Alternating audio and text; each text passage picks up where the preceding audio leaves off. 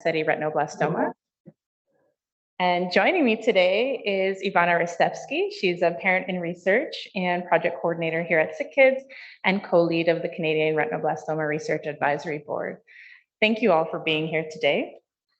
Before we get started, I'd also like to thank our organizing committee, including Roxanne Nerona, Sam Soroka, Caitlin Flegg, Ivana, and all our volunteers for making it possible for us to meet here today. And thank you also to our sponsors for their generous gifts that are allowing us to meet today and run all the programs and workshops you'll be part of throughout this weekend. I'd like to begin first by acknowledging that we are meeting on land that has been inhabited by Indigenous peoples from the beginning. As settlers, we are grateful for the opportunity to meet here, and we thank all the generations of people who have taken care of this land for thousands of years.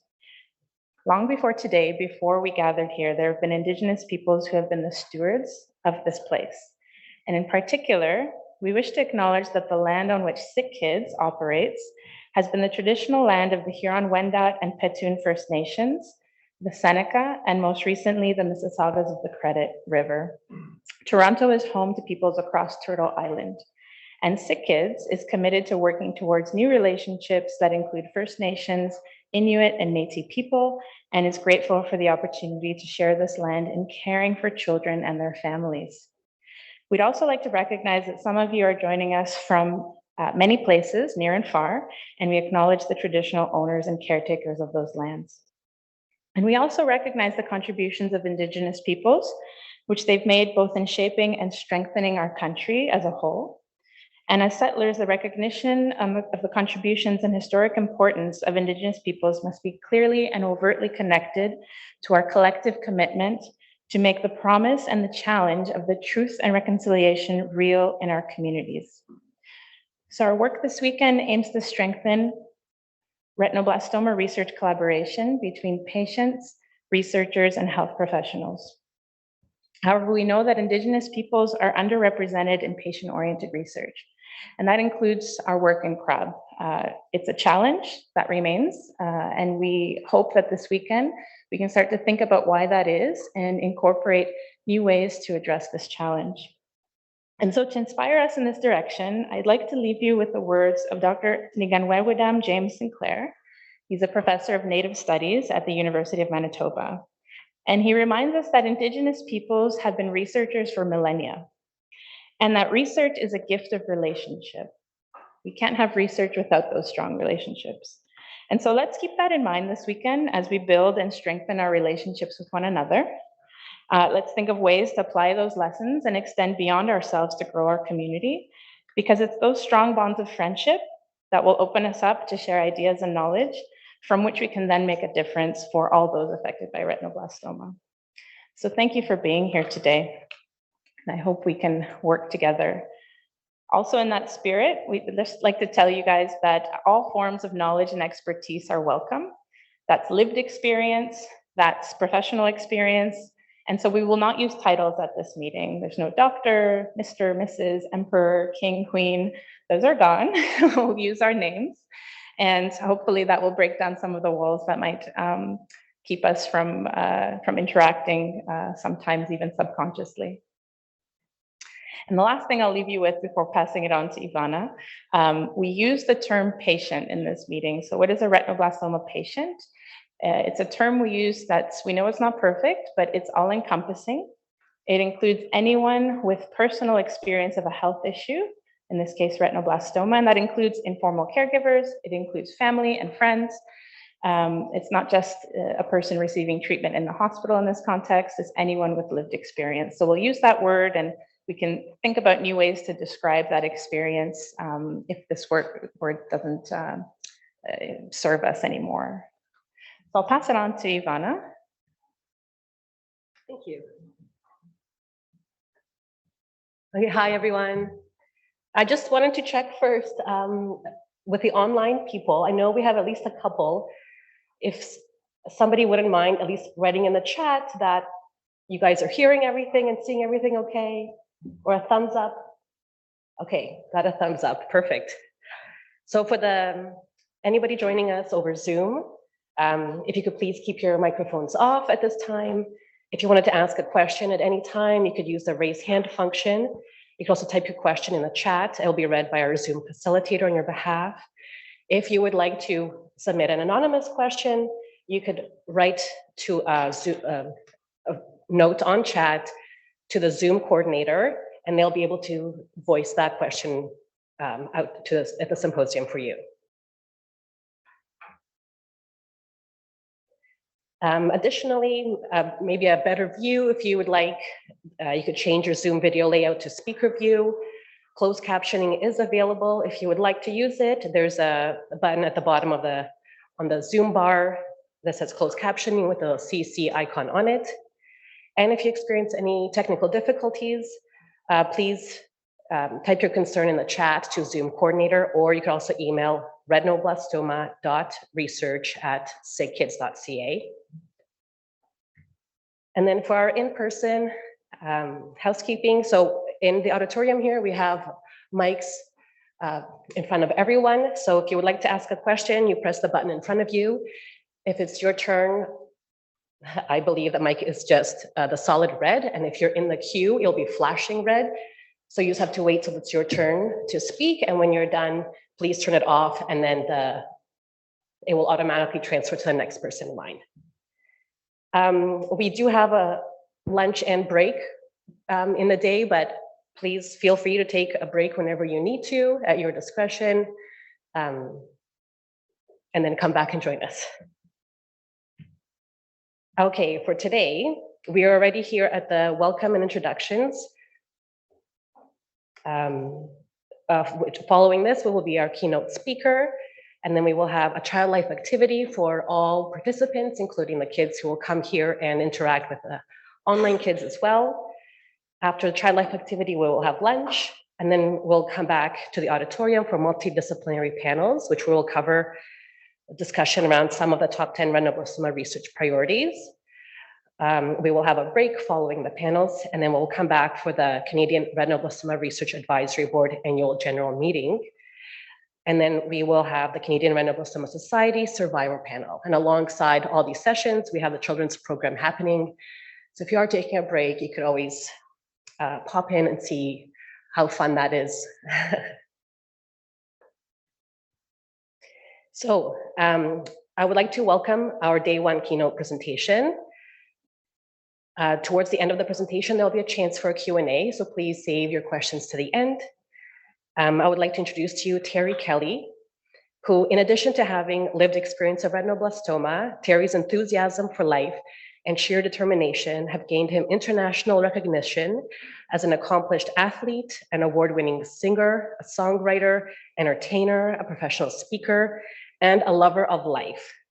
As a musician, this Newfoundland native has released 7 full-length recordings, resulting in 7 East Coast Music Awards and nominations for 4 Canadian Country Music Awards and a Juno. Terry has shared the stage with symphony orchestras and has performed his original music worldwide. Terry is also a recipient of the King Clancy Award, an honorary doctorate in civil laws. And in the fine arts, he has received the Canadian Country Music Association's Humanitarian Award and is a member of the Order of Canada. And without further ado, if you could please join us, Terry.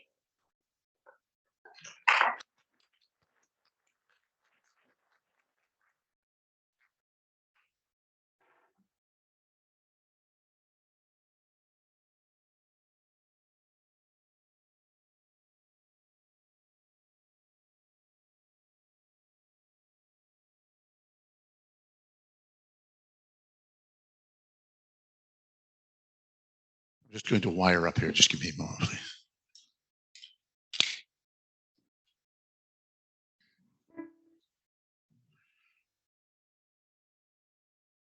Technology. Yeah.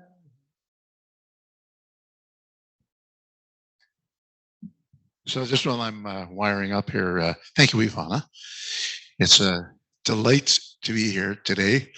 A few years ago, my niece, whom I will mention in my presentation, was here to speak on one of the panels, and she's actually my goddaughter. I almost said, yeah. What do they say?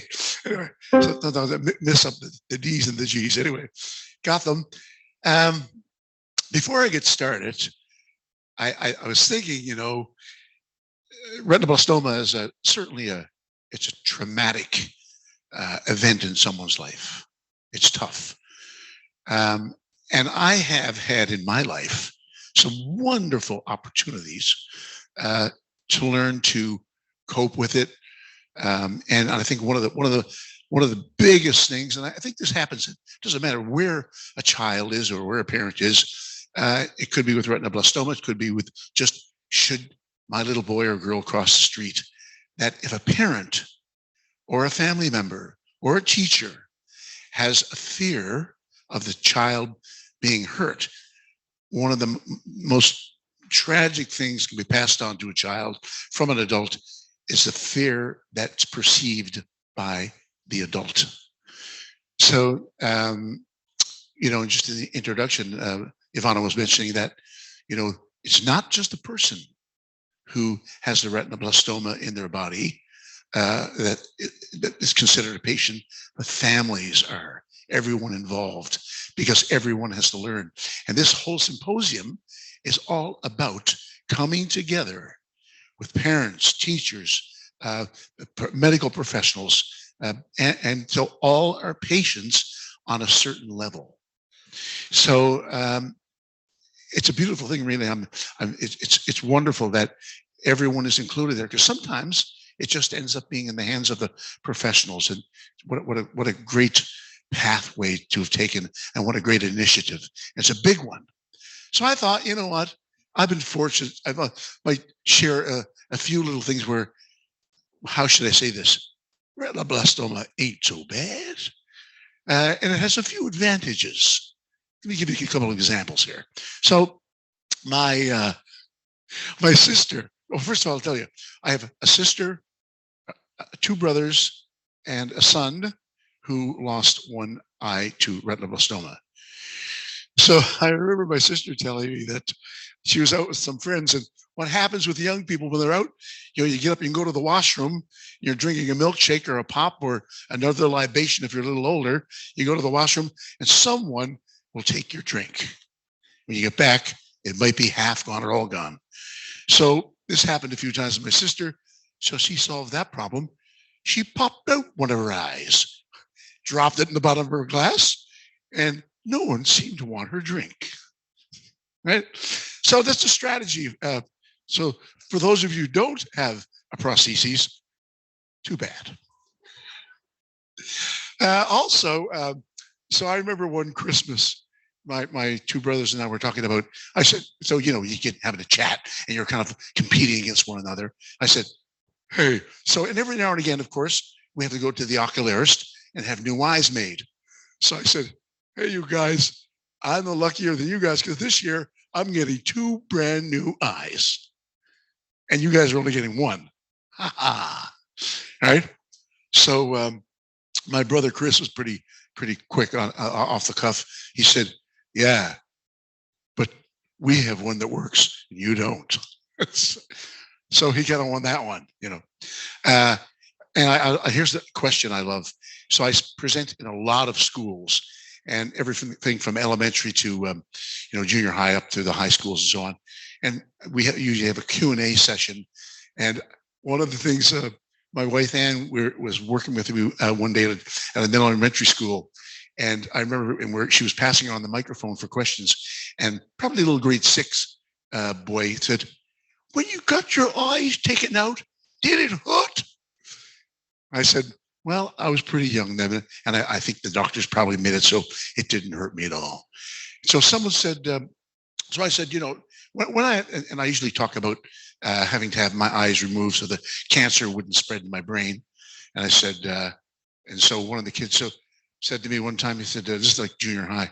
So Terry, how do you know if when you had your eyes removed that you still have a brain? I said, well, I just shake my head, and if I hear a rattle, that confirms that I have a bit of a brain in there, right?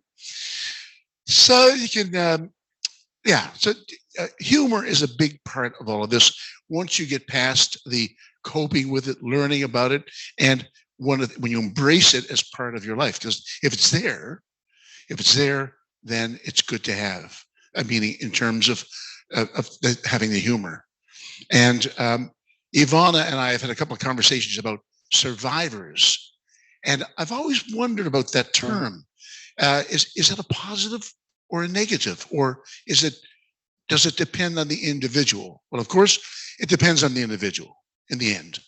And so, we were talking about I said, I'm not sure about the survivor thing with me. I said, I don't know how I feel about it. She said, well, how about a survivor who thrives? So what about if we add, if you want to be a survivor, if you feel that you've survived this big, tremendous life-alternating event, how about adding, I've survived, but I'm going to thrive through it all. I'm going to embrace it. This is me. I've got it. Here it is. And I'm going to play a song that I just wrote specifically about cancer, the caregivers, families, those who've been affected by it in every way.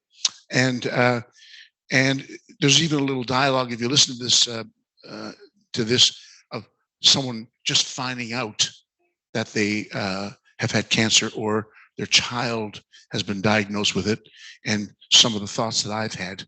And so my goal was to make it a positive thing in that, as you know, the symposium is all about, is to bring people together, to collaborate, and to make it better. If it's there, let's make it better. Let's learn to cope with it and understand it. This is called Celebrate Life. Hey, the big one, little adjustment.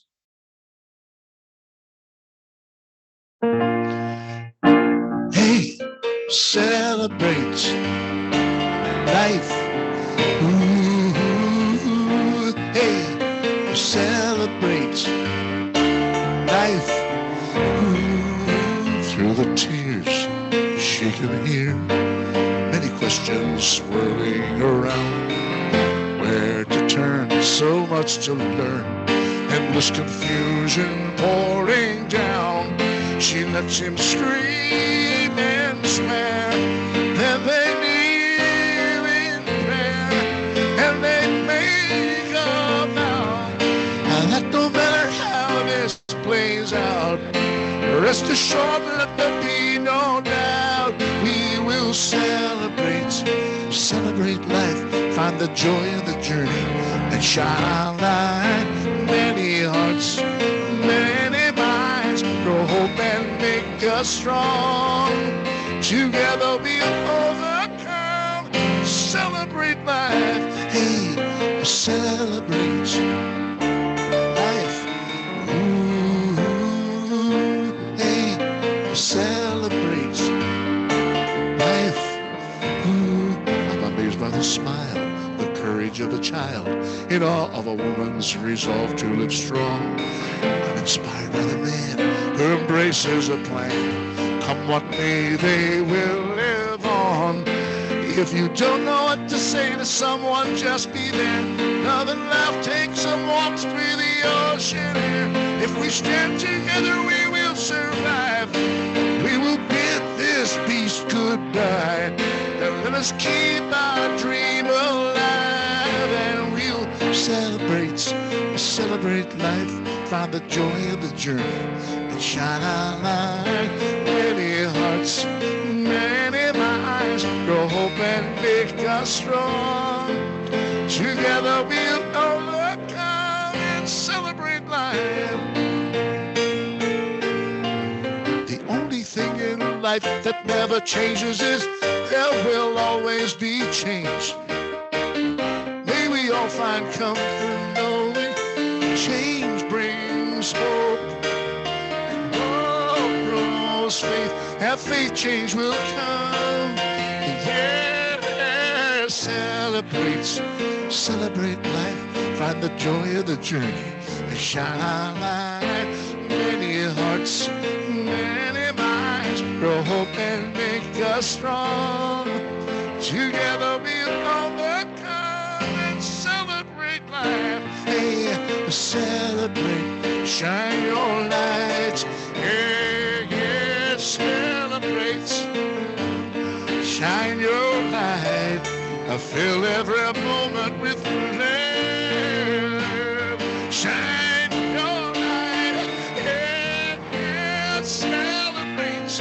I fill every moment with love. Ooh, celebrating life.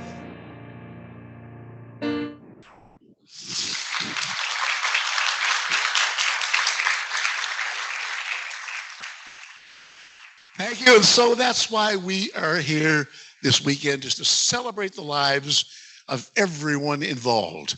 The medical professionals, to the families, to the people directly living with or have had to deal with retinoblastoma as an individual. So we're as a group, and together we're stronger, of course. We're here this weekend based on the top 10 retinoblastoma research principles, the things that we're working on, and throughout the weekend they'll all be spoken to, they'll all be discussed, they'll all be debated. And I was thinking, there's probably about 5 of those 10 are relevant to me, and I just maybe just quickly share that with you. If I may ask my wife Anne to come down, and if you wouldn't mind, come down and read those, just a little bullet from each one of them, and see if I'll sort of share what I'm thinking about and how they're relevant to me. So I'm not going to do all 10 of them. 1 second. Are they up on the screen? Do we have them on the screen? What? Pardon me? Do we have the 10 up on the screen? Not yet. No. Okay. So through the weekend, you'll all be introduced to each one of them individually, and there'll be some pretty in-depth conversation. So I'm not an expert in all of that. So I just thought of that, where it affected my life in some way, or some of my thoughts. And so give it a little round of applause for Anne there. Welcome, Anne. Thanks. Thanks. So why don't we start, honey? Let's start. Yeah, okay. Okay. Number 1. So number 1, how to increase early diagnosis of retinoblastoma, that is, decrease age or stage at diagnosis. So here's why I wanted to speak to this, was that when your family has had a history of retinoblastoma, it's in some ways people say, "Oh my gosh, that's terrible, it's in your family." But if it's been around for a while, then the people who have experienced it have some familiarity with it, and can even help the doctors. Here's an example. So my brother Tony, who lost one eye, both his children were carriers. Fortunately, things have changed a lot, but then they were born, this is like 24, 25 years ago. And Dr. Galley had at that time been around doing her work. And Tony's both children ended up coming to see Dr. Galley. Before Terry, there's a ringing happening here. Is it from another mic? Say again? There's a ringing, there's a feedback here from another mic, I think. Oh. Okay, never mind. I'll fix it. If it was out of your mic, it's gone. Should be. Okay.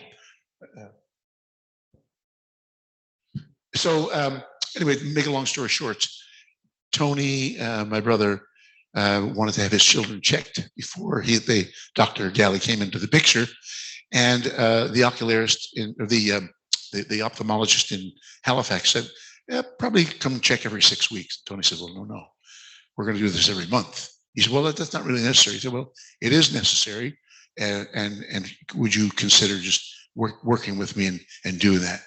And he explained the family history. So lo and behold, with the monthly checkups, Christopher was discovered that he had it. Bang, off to Dr. Galley. I think it was one treatment for him, maybe 2 tops, and he was done. Both eyes rocking. And the same thing happened then with his daughter. But anyway, there you go. So how information is so important, and that saved a lot of trouble and so on for their family. What's the next one? Yeah? So the next one you want to speak to, honey, is Terry. You can all call him honey. How to provide culturally competent social, emotional, and psychological support to retinoblastoma patients, survivors, parents, and families at diagnosis and beyond. Yeah, so that's a big one. I wanted to address this one because it was important for me. I was lucky because, again, I'd already had a cousin, Don, who is Mary Connolly Wilson's brother, had cancer, retinoblastoma, and so my family had a sense of what to do.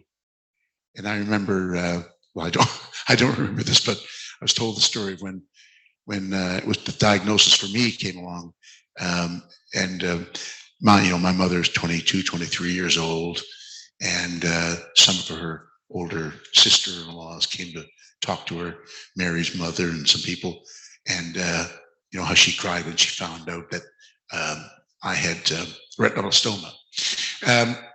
So having that kind of historical stuff is always pays off, and that's why every family doesn't have that. So therefore, what's happening through this symposium is putting it into the system, so it's so systemic and it's there for everyone in some way. Okay. So if you're following on your program, this one's number 6. Okay, number 6. What is the effect of enucleation and vision loss on retinoblastoma survivors and thrivers? Oh yeah. So, I always like just challenge with everything, but I always like to kind of lean to the positive. And one of the things about having my eyes enucleated, removed, say about 2.5, I'd already done a lot of modeling.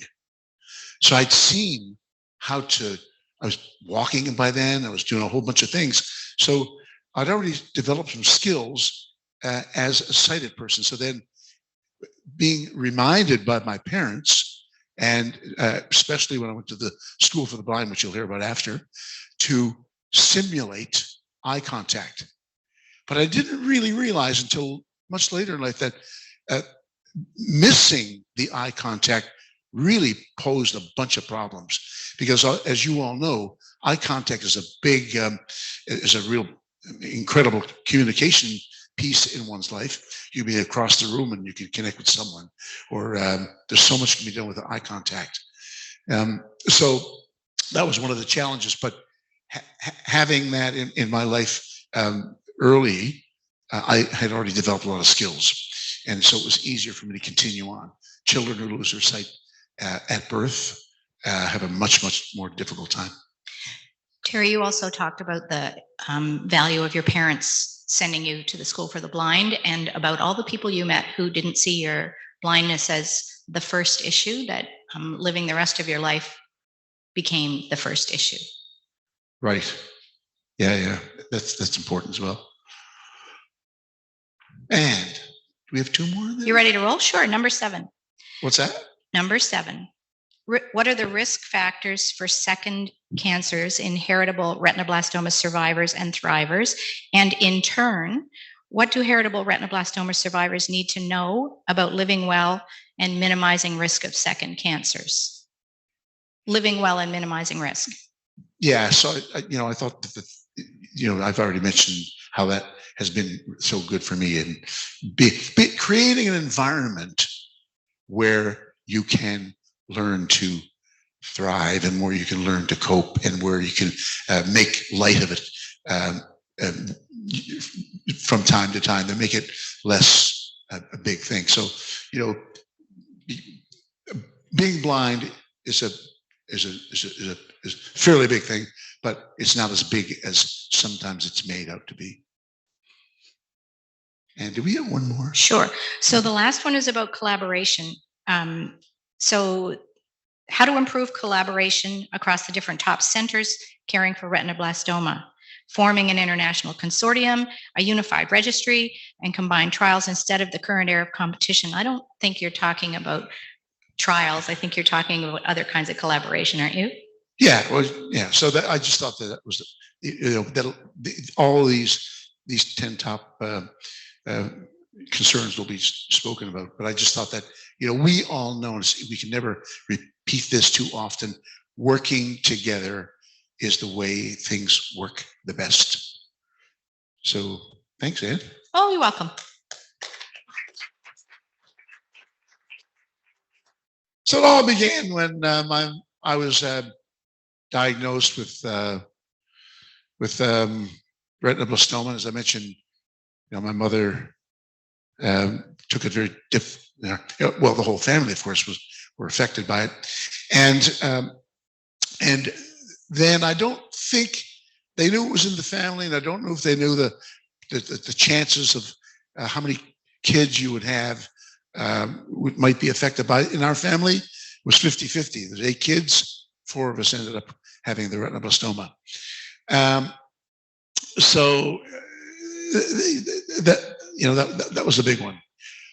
But fortunately, again, my mom and dad heard about eventually a school for the blind in Halifax. That was after 2 years in kindergarten in St. John's, Newfoundland, at Mary Queen of Peace School, or St. Pius 10th School, I guess it was. So I spent the first year there figuring out what I was going to do, and people were trying to figure out how I was going to get through school. Second year, I went to kindergarten, primary, went with a big box of plastic letters, and I learned to print. It's pretty good. But the reading thing wasn't really working all that well. So then a man from the CNIB came back to this, community, making things happen again, and told my mom and dad about the School for the Blind, and they sent me off to school. Now, before I went, my aunts and uncles and cousins and people were thinking, what's going to become of this poor kid? He's blind, and cancer. It's all terrible, So fortunately, my mom and dad had the courage and the wisdom and the encouragement to send me off to Halifax School for the Blind. So I get there Monday morning. I'm in a lineup. I'm in a lineup for a kindergarten class. So if any of you have forgotten anything about your kindergarten primary years, you can talk to me after, because obviously I'm an expert in primary, right? So there it was. So we got to the school. A few other things happened. We were taught. I remember Mr. Fraser. Mr. Fraser was a big influence in my life, and I remember this was later on when they're probably 14, 15 years old. And we used to sit around in these, we call them these chats, where we'd sit around and they were called bull sessions. And we chat about what was good in the school, what we thought could be changed, and so on. I remember one day Mr. Fraser said, listen, guys, you're blind, get over it. Now, imagine how some people would react to that. Today, that would be probably a pretty serious thing to say. But what you're missing in that little story is that Mr. Fraser and the staff at the School for the Blind showed us how to get over it. Showed us how to get over it with love, with attention, by teaching us that our purpose in life would be from discovering our gifts. What can you do? How about your imagination? How about your hearing? How about your sense of touch? Imagine all the other things you can do that will make your life beautiful. And that's all he meant by that. And he explained it. And they taught us that. I remember before I went to the school, I wanted to play hockey. And I heard my brothers and friends, playing hockey out there. And I hear the snap of the puck, and I'd want to shoot. And, had, like a lot of kids in this country, had a dream to be a hockey player. And so I remember they would say, here, Terry, they'd stop the game, and here, put the puck on the end of the stick. Now crack it and shoot it. And it felt so good when I hit the puck. And I shot it, But then they went back to their game. And I heard, shoot your scores. They're all out there skating around. Now, I know how to skate, but not play hockey. So we get to the School for the Blind, and I remember someone said, the phys ed teacher says, so who wants to play hockey? We said, we can't, sir. Why not? Because we're blind. Okay, so you can't see the puck. So what about if you had a puck you could hear? Okay, sir. We said, we don't have much money, so in this school, we are problem solvers. We are using our imagination. We're inquisitive. We ask questions. And I'm going to help you with this, but I want you guys to figure this out for yourselves. Other kids who have come before you have done it. You can do it.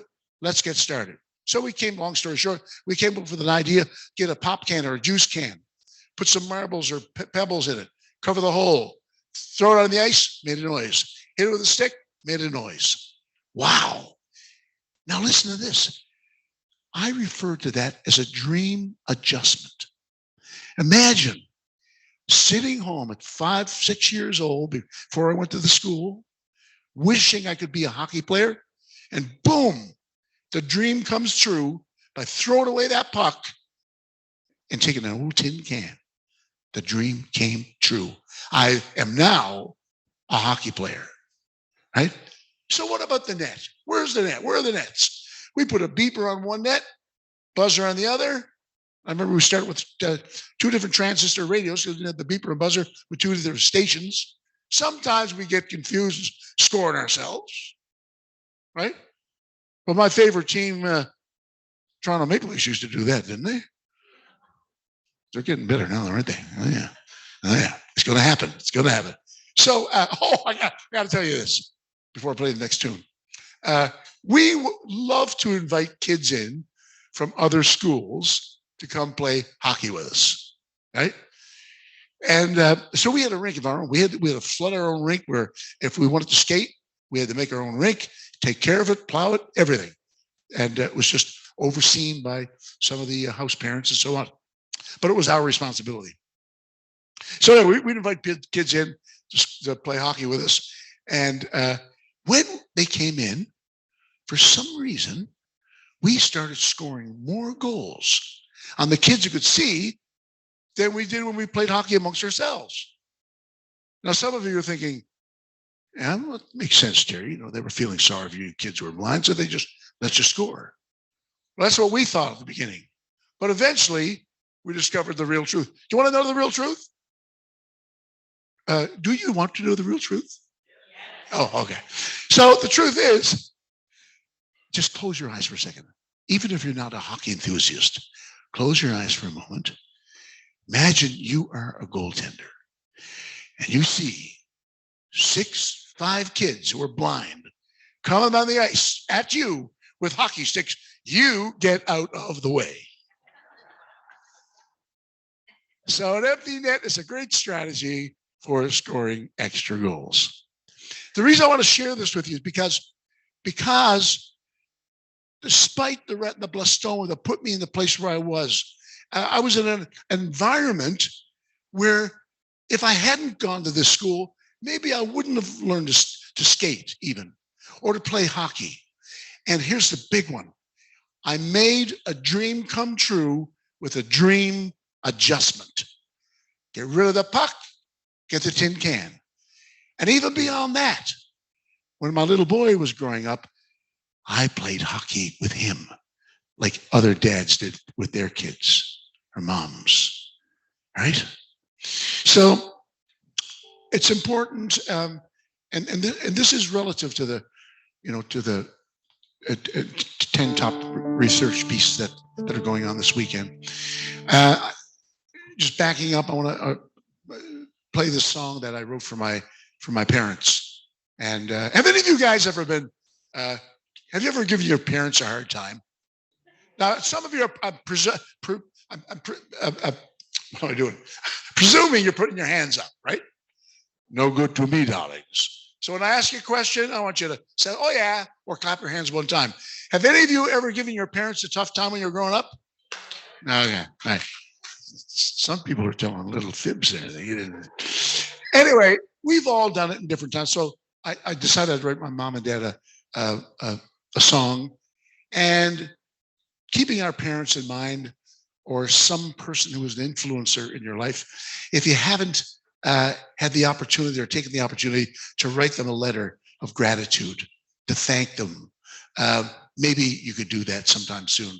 And if they're gone, send it off in a little meditation or a prayer, whether it's a teacher or a parent or a coach. But this is a song I wrote called The Tribute.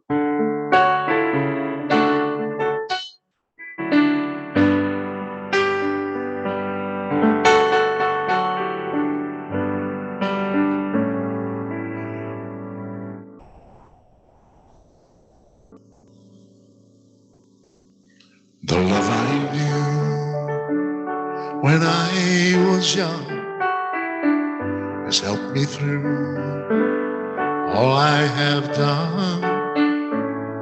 And I remember my father as he sang to me, "Little man, go to sleep." And I dream peaceful dreams. And I recall my mother's joined hands, asking God to help her understand why he took the light from her children when no answer came, how her faith remains. And she lived day by day. God bless you, Mom. Here's to you, Dad. Your hands held firmly to the tiller. You have always been my pillar, and you were there through the laughter and the tears. Though we drifted apart a time or two, I still knew you were there, still knew you were there.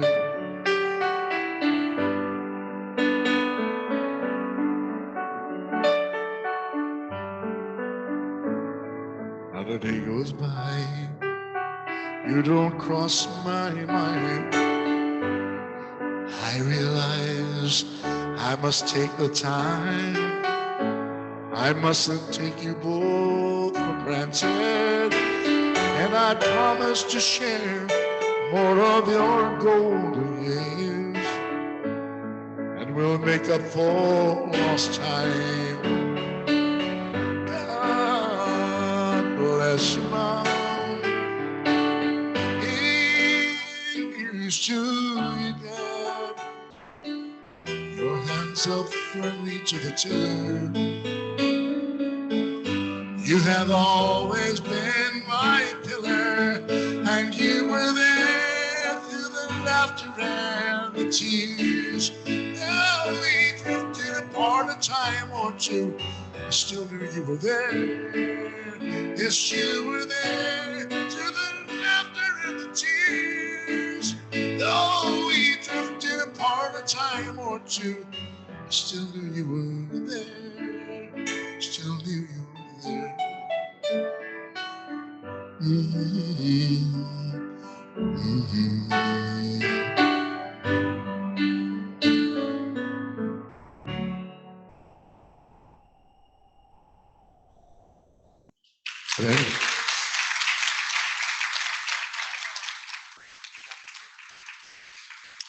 Thanks very much. So one of the things that I've noticed in my life, and sometimes just can get in the middle of research as well, and that's why it's so important to follow the strict lines of research when we're doing those things, is that sometimes our personal biases can come into the picture. I call it mind blindness. Are you blind in your mind around something as a result of growing up or certain family things or whatever? And I think we all have a tendency of being blind in our minds for something. And I guess the most tragic part of it all is that if we're blind in our minds about how we see ourselves, are we worthwhile? Are we able to do things? Maybe we do one thing really well and another thing we don't do well. And we put ourselves down for that. And sometimes based on our mind blindness in the way we see ourselves, we'll end up judging others. So quick story here. Mr. Fraser, Mr. Cook, were phys ed teachers. Mr. Cook was a phys ed teacher who taught us gymnastics, all sorts of things. He showed us spatial awareness. We could do things. We had pyramids, 4 levels high, the kids standing on top of the shoulders. We did all kinds of things. I remember one year, track and field came around in the spring, and they were deciding what kids were going to do what. Mr. Cook said, so we've got running, but you kids who are totally blind, you'll have to do something else. There'll be no running, but there's lots of opportunity. There's shot put, and he named all the different things. He said, but no running. And we said, why, sir? He said, because it's just not safe. It's not practical. And there are lots of other things you can do. And so some things in life we have to accept. I said, okay. So we just let that go. Mr. Cook retires. Mr. Fraser comes to the school. Mr. Fraser, I remember he was there for about 2 weeks, and he got us all together. He says, okay, who wants to go running? We said, kids who were blind said, we can't, sir. He said, why not? We can't see. He said, really? What do you mean? He said, our eyes don't work. He said, as far as I know, for running, you just need a pair of legs. Oh, but it's still not practical, sir. Hear that? We're repeating the words of Mr. Cook. It's not practical, sir. It's not safe. We have to be happy with what we have. Mr. Fraser said, he said, when I came to the school, he said, I was told that this is a problem-solving school. Is that true? We said, yes, sir. So we'll solve the problem. So again, to make a long story short, we discovered that if we were running and our arms are moving like this, we synchronized our stride with the guide runner and had some verbal feedback when a stump was coming or when a curve is coming. We could run beside the guide runner and run quite safely and at speed, no problem. Of course, with lots of practice. And so we learned to do that. And as a result of that, we became, our track team at the school, we were among the first 3 totally blind runners to ever break a 5-minute mile. And now, of course, there are people running 4-minute miles. And so it was just it was in the head. It was mind blindness. So every dream must be honored with action. And so I like to play this next tune. It's called The Power of the Dream. And you'll see that I wrote this for a conference in Australia for the 5th General Assembly of the Blind Union. And they asked me to write a theme song for the conference. And I thought, this has to be about physical blindness. But then I discovered when I got down there, no. And I'd written the music, struggling with the lyrics. When I got there, I thought, there's more to this blindness than physical blindness. And so what made the song come together in the end was writing about whether someone was blind in their mind or not, along with the physical blindness. So changing what it means to be blind is about making sure that if you are not able to maybe make your eyes work better, your mind can see it way more. And there's no end to what can be accomplished that way. Here it is, a tune called The Power of the Dream.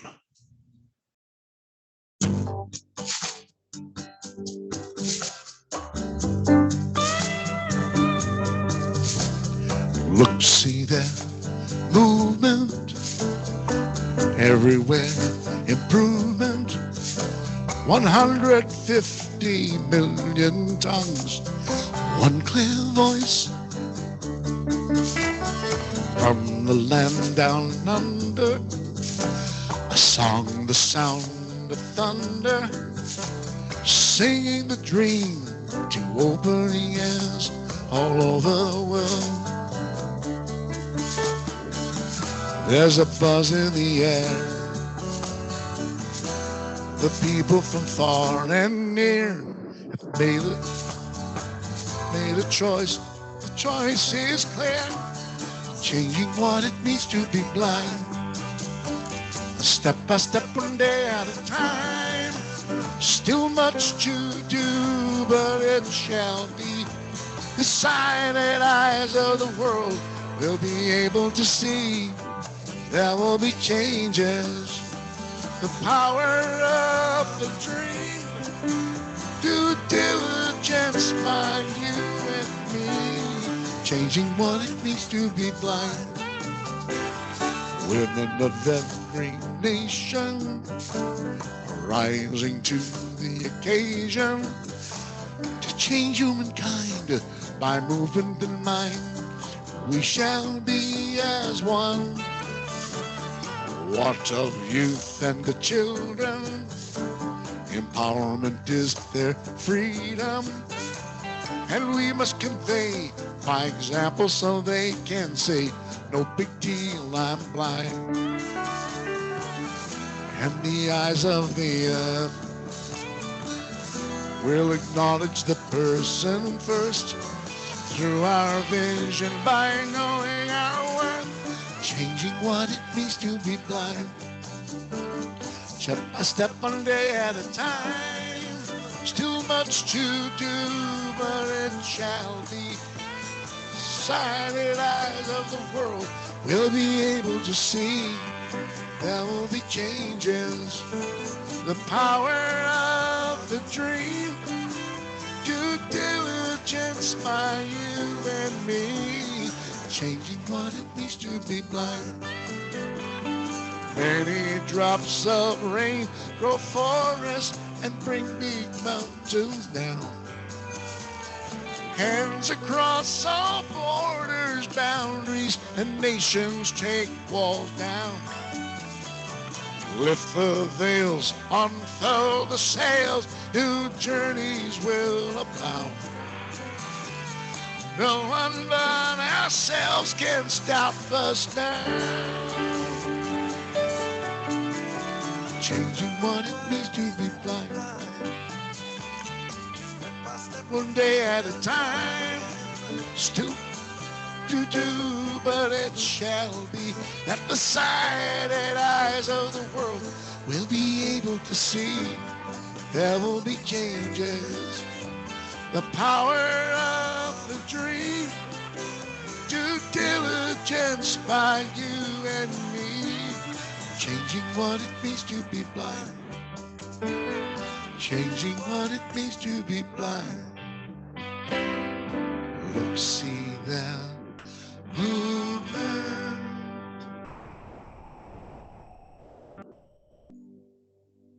And there it is, the power of the dream.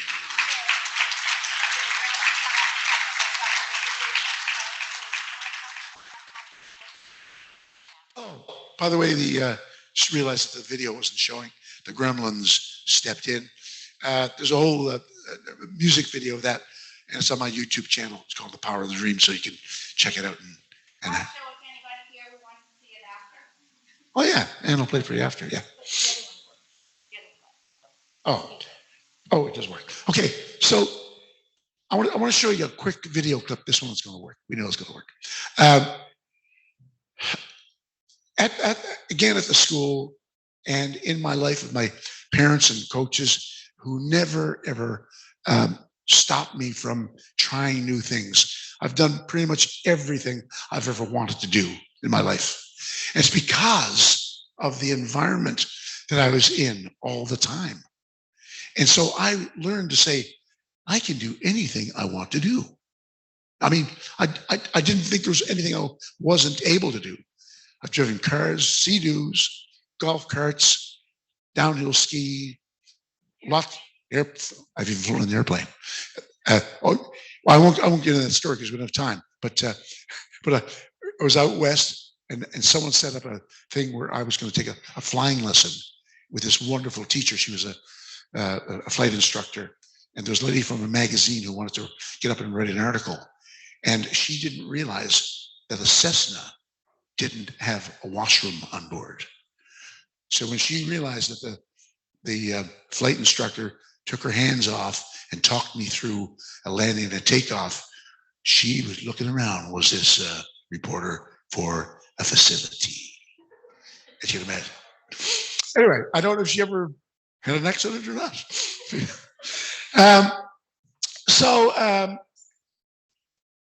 I wanted to ski. Now, how many people, don't forget, you're going to clap your hands or say yes or no. How many people in the room ski or snowboard? And lots of you know, because you're in the community of people who are blind, you know there are lots of blind skiers out there. Skiers who are blind, skiers who are blind. But there's a good portion of the population. If I say to someone, yeah, I do a bit of downhill skiing, they're thinking, oh yeah, really? And wonder how you hold hands with someone skiing downhill. Well, you don't. So here's the thing I say to school children, anybody I talk to about this, is that for a person who's blind, to downhill ski is no different than anyone else. Oh, well, there's one difference. The similarities are you have to learn posture. Okay, that's doable. You have to learn how to stop, slow down, speed up when it's safe. All the things about skiing, you have to learn the mechanics and the skill. And the only difference between you and me is the fact that I need a guide who knows their left from their right, or Terry ends up in the woods. And Terry only likes to go to the woods if he's hiking. Please keep that in mind. Anyway, so that's really important to remember. So I learned the skills.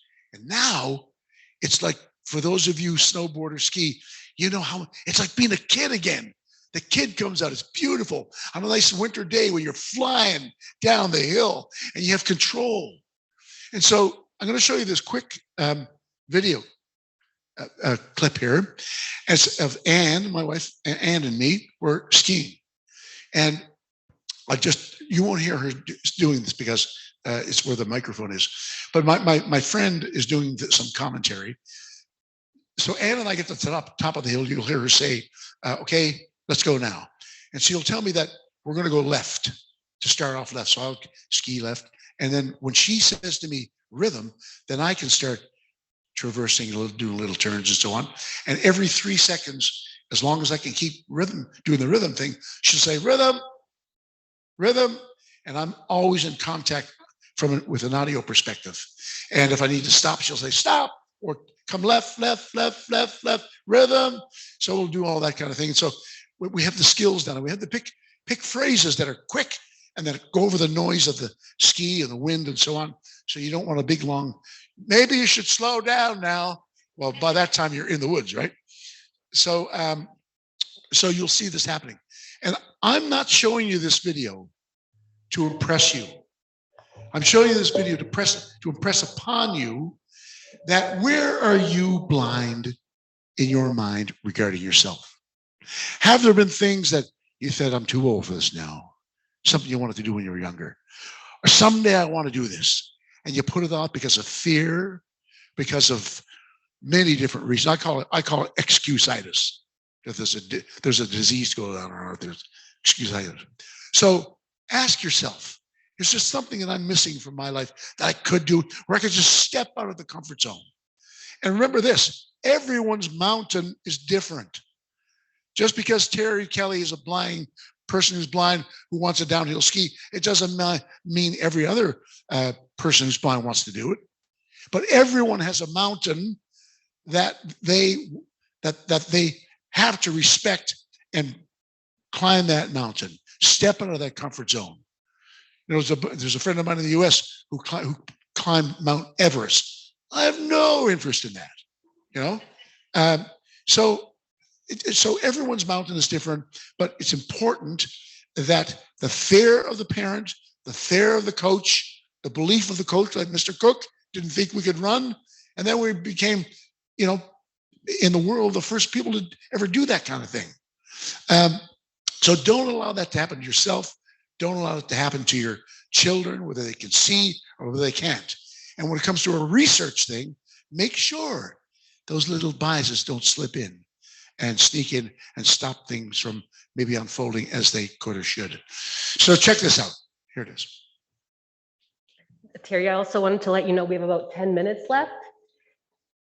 just from time perspective. Ivana. Yeah, just wanted to let you know we have 10 minutes left. 10 minutes left for a time perspective. Sorry, I can't make it. We have about 10 minutes left in the session. Yeah, so we'll do this, then we'll do Q&A. Perfect, Yeah, thank you. So right after this. Here's Ian giving Terry little instructions off the top. All right, we're gonna try and keep up here a little.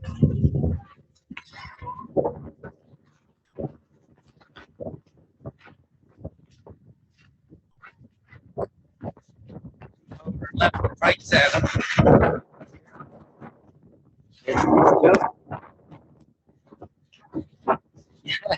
Showing off on camera, are we? Yeah. Nice together stuff. Looking good.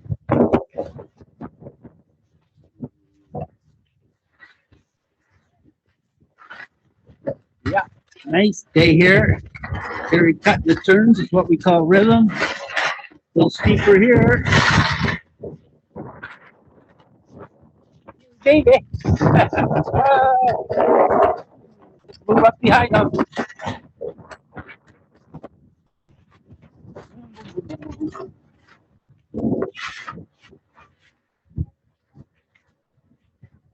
Yo!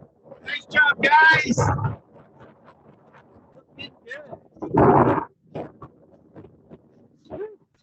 Coming in for crash landing. All right, back up we go.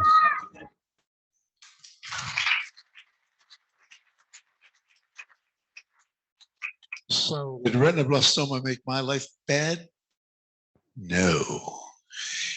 So any questions? So if you have a comment on something I've said, maybe you don't agree with it, maybe you want to ask me something, nothing you ask or say can embarrass me. Nothing is too personal. So go for it. Any questions? Tell me your name and where you're from. If you don't mind, if you have a question. Put your hand up. Are you going to pick people up, Ivana? I just also wanted to ask anybody who's joining us virtually if they could turn on their camera if they're asking a question. We can see you from over here, and it'd be nice to connect that way. Yeah, can we do that without the microphone? That microphone is not really clear. I think this room is good for just the voice it'll carry. Can I ask a question? Okay. I'm Genevieve, and I'm from the Hamilton area. I'm also a retinoblastoma survivor.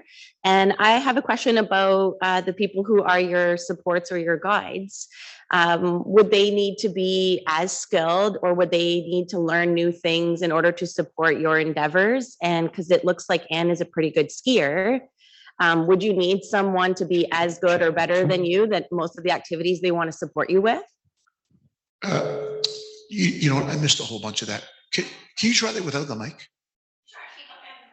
Oh, yeah, it was coming through the mic. Yeah, it was. I wanted to ask if the people who are supporting or guiding you need to learn new skills also, and do they need to be as good or better than you at an activity to support you? Good question. So it's always good to have someone who's better, or at least equal, and because of the ability to call directions. So someone who's giving me directions has to have the confidence in themselves to be making sure they don't hurt themselves, and so they can pass on the information to me. So they're guiding themselves as well as me. So yes, it's better to have someone who's more competent and confident, well, at least competent, you know. Good question. Thank you. May I add to that, Terry? Sure. This is Kelly, your wife. I'm not a better skier than you. Terry taught me how to ski with him. Yes, so I wanted to hear that. And the other thing is, with running, we met the track.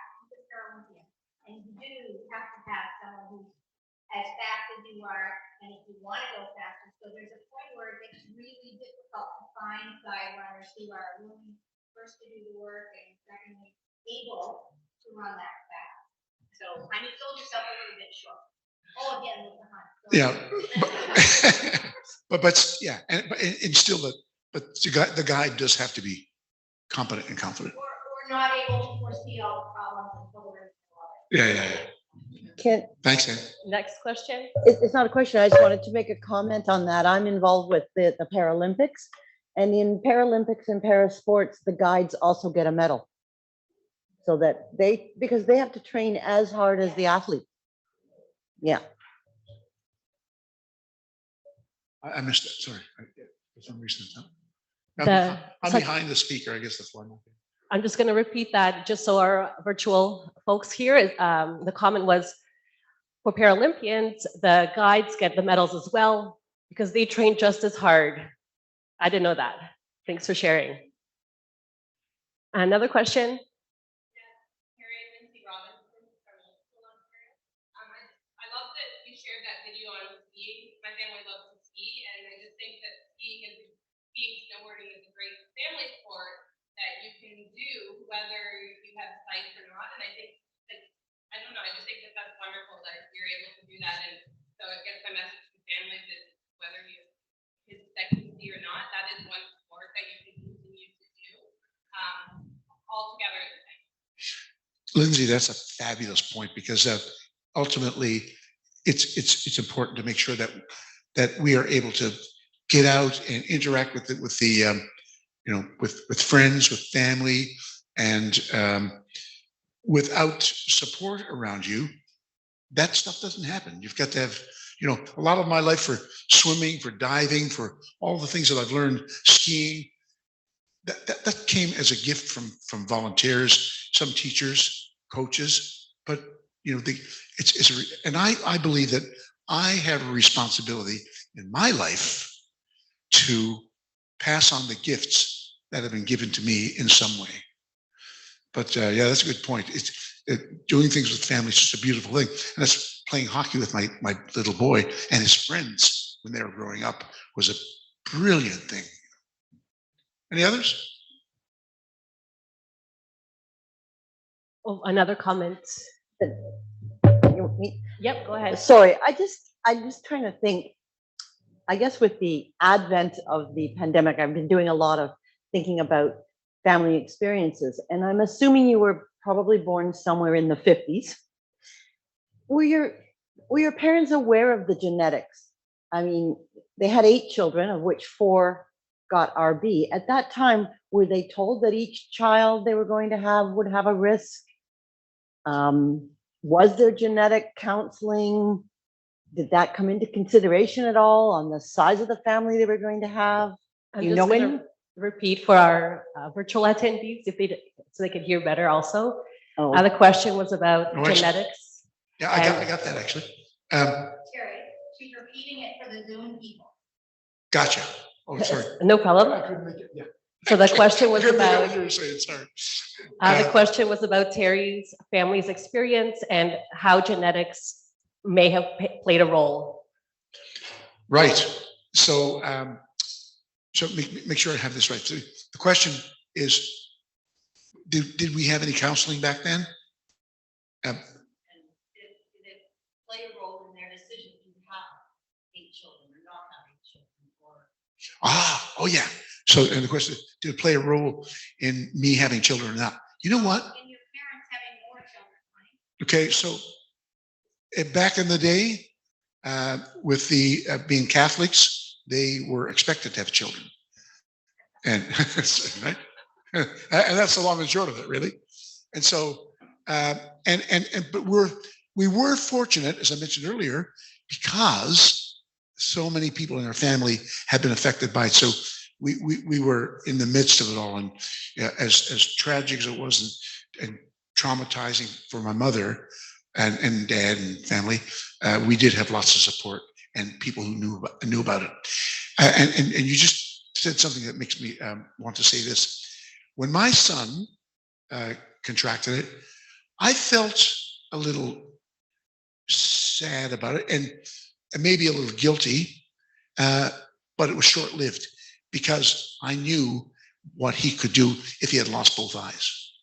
So someone said to me one time, isn't it a little selfish having a kid that could go blind? And I knew then, I said, no. I said, there's a 50-50 chance. I said, but I know that if I have a child who is blind, I know they can have a great life. Now, could that be selfish? I don't know, but I've seen it, and when you look around and see the people who've been affected by it, life, you can still thrive, right? No question. We have time for one last question. Do we have anyone online? Oh, perfect. Go ahead, Mary. You could just unmute your mic. Yeah, thank you. Hi, Terry. It's Mary from St. John's. It sounds like you really benefited from going to the School for the Blind. And I just wonder, I know today people feel that integration is better for children with all kinds of disabilities. And I wonder if you can speak to that. Do you have 3 hours? No. So quickly, you know, it is a tragedy that children who are blind with retinoblastoma or whatever causes blindness are not being allowed to, or the schools for the blind have been taken away from them. There's one school in Ontario, one school in Canada, and of about the 2,500 roughly children in Ontario who have a sight loss, probably only about in the range of 300 go to the Ross McDonald School.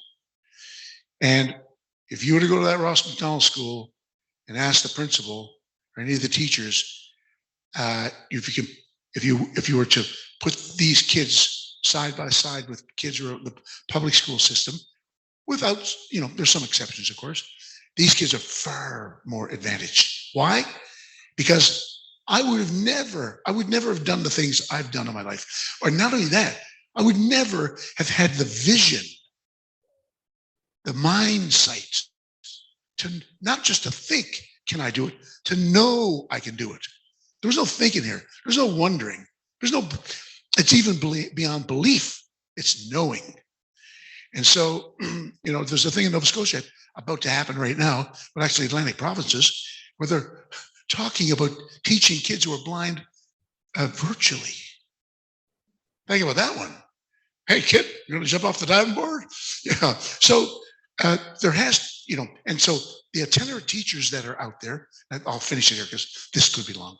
The itinerant teachers are wonderful and academically, and they care and they're there, but they don't necessarily have the skills to do the whole 360-degree spectrum that a kid needs in his or her life.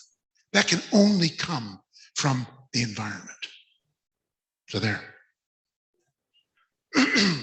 Well, thank you so much, Terry. That was very beautiful, inspirational, and I really want to thank you for sharing your journey and your inspiring words with us today. So if we could give a round of applause for Terry Kelly, please. Thank you.